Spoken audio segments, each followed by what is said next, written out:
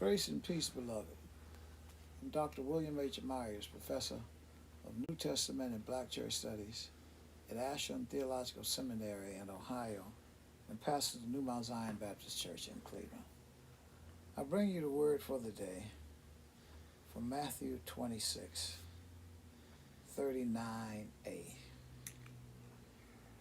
I preach from this passage of scripture of Jesus in the Gethsemane on Easter.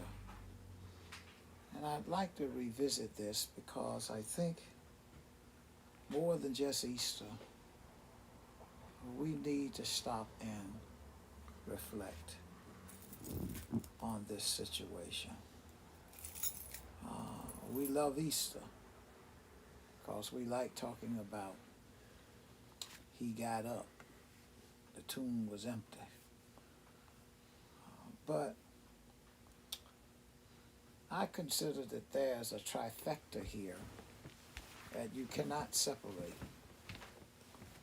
Gethsemane, Golgotha, and the empty tomb. When we pause here in Gethsemane, where Jesus paused, in the casting of the shadow over him and what he was about to go through, we see something that's very important. My Father, if it is possible, let this cup pass from me.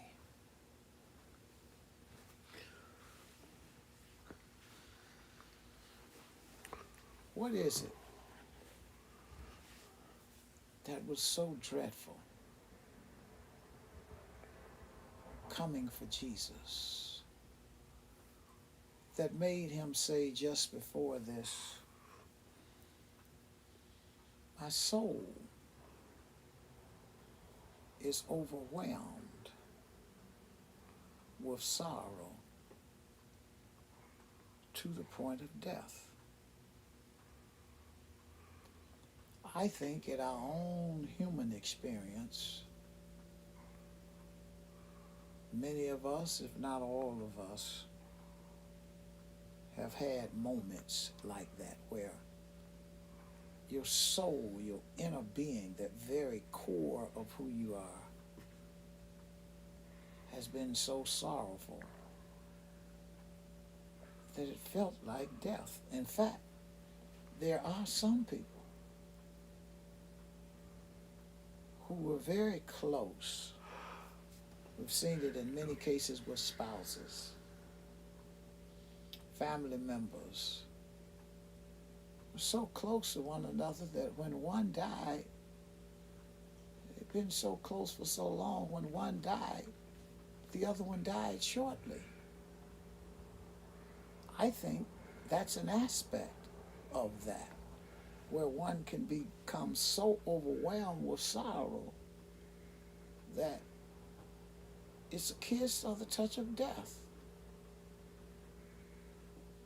But we're talking here about the Son of Man. We're talking here about the Son of God. We're talking here about he that is very God of very God, but he is also 100% human.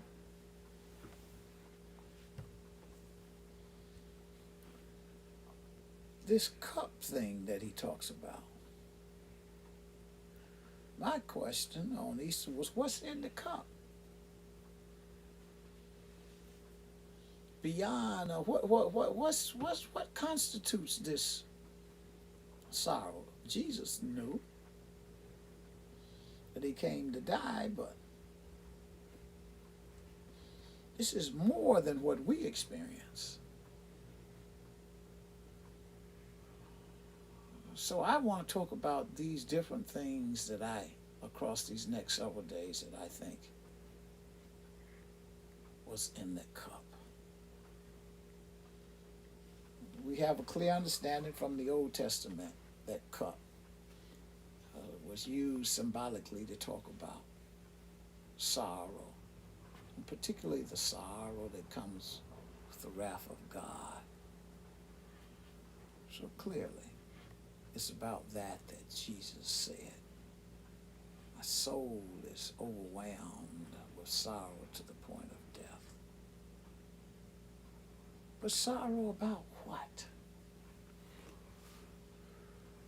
Well, let's start with just one for the day. Nobody was there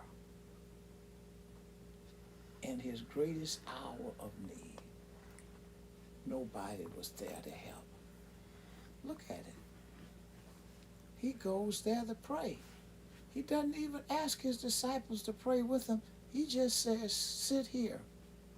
He took 3 of them with him closer to where he would be and just said, sit here and watch. That's all he asked them to do. These are the people that he's done the most for the whole time he's been here on earth. They've been with him. He's taught them. He's healed their relatives and friends. He's shown them all kind of miracles. He's let them be a part of this new kingdom that was coming in. He chose them.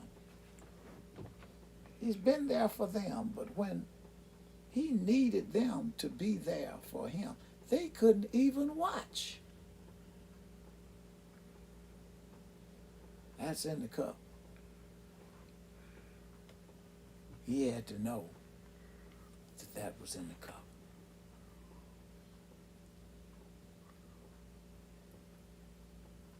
Is that one of the things that we also bring upon Jesus?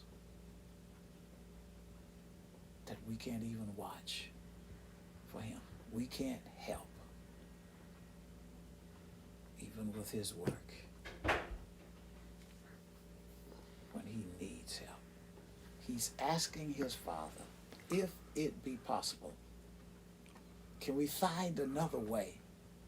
I don't think Jesus is trying to get out of it, but the cup, can this cup pass? Can you do something that I don't have to drink what's in this cup? And we see right off the bat, his disciples can't even be there for him 1 hour in that most difficult situation. We need to think about for ourselves to what degree we can't even be there for 1 hour for Jesus. Be blessed today.